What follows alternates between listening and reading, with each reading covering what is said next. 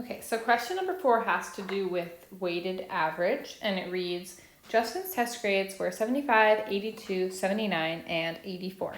What is his weighted average if the test grades are weighted 4, 5, 2, and 3 respectively? So when we're doing usual average, we would say that each test is weighted once. So usually to solve for average, you would add up all of these numbers, 75, 82, 79, and 84, and then you would divide it by the total number of tests, which was 4 tests. But when you're doing weighted average, you're giving each of these tests a different weight. So 75 is now weighted times 4. 82 is now weighted times 5. 79 is now weighted times 2.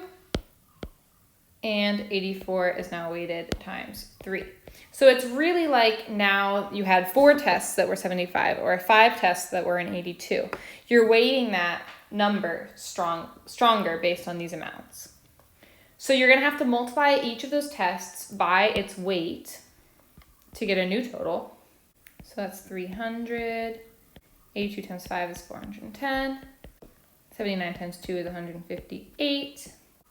And 84 times 3 is 252. And now these are like the new numbers that you're going to add up. And when we add up all those numbers, we get 1,120.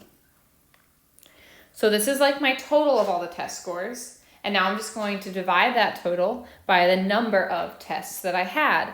But I'm not going to divide it by 4. I'm going to pretend like there were 4 tests and then 5 tests and 2 tests and 3 tests. So if I add up all of those things, I had a total of 14 tests.